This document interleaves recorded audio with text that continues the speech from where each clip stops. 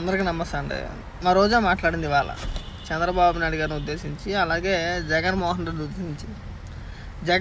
ఉద్దేశించి ఏం మాట్లాడుతుందంటే, జగనన్న వీరుడు, జగనన్న సూర్యుడు, జగనన్న ధీరుడు, మళ్ళీ జగన్మోహన్ రెడ్డే రావాలి. ఎందుకు మళ్ళీ జగన్మోహన్ రెడ్డి వచ్చి ఏం పీకాలి రాష్ట్రంలోని? ఇప్పటి వరకు పీకింది ఏమైనా ఉందా? జగన్మోహన్ రెడ్డి ముఖ్యమంత్రి అయిన తర్వాత రాష్ట్రానికి పీకి పొడిచింది ఏమైనా ఉందా రోజా? మళ్ళీ జగనే రావాలి. వచ్చి ఏం పీకెత్తాడు? ఉన్న రాష్ట్రాన్ని నాశనం చేసాడు. రాజధాని లేదు, రాజధాని లేని రాష్ట్రం చేసాడు. ఇంకేం చెయ్యాలి చెప్పు? దేనికి? అంటే నీ వ్యక్తిగత స్వలాభం కోసమా? నువ్వు మంత్రి అయిన తర్వాత బాగానే సంపాదించుకున్నావు.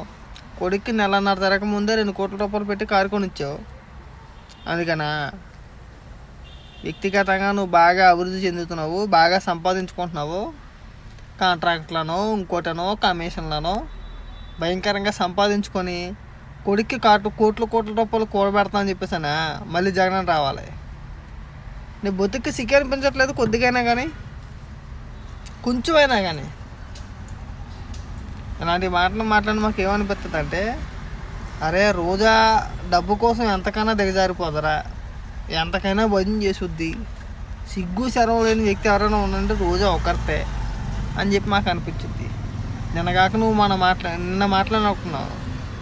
నేను చూసా, ఒక వీడియో చూసాను. ఇది చంద్రబాబు నాయుడు గారి చూసి మాట్లాడుతున్నావు కదా. నువ్వు మంత్రిగా ఉండి చేసింది ఏంటి? 31st నైట్ క్లబ్లో డ్యాన్సులు వేసావు. ఆ తర్వాత తర్వాత 1-2 వీడియోలు మాట్లాడావు. మళ్ళీ ఇవాళ మాట్లాడు. అంతేనా? మంత్రిగా ఉండి నువ్వు పీకి పొడిచింది ఏమైనా ఉందా? లేదు కదా. మన బతికి అంతసేపు కూడా క్లబ్బుల్లో తిరగాలి, తాగి తదన ఆడాలి. అందుమించి ఏమైనా ఉందా?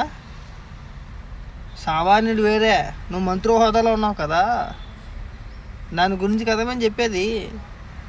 అది మాట్లాడితే చెప్పు దెబ్బలు తినేస్తా. బాగా గుర్తుపెట్టుకో.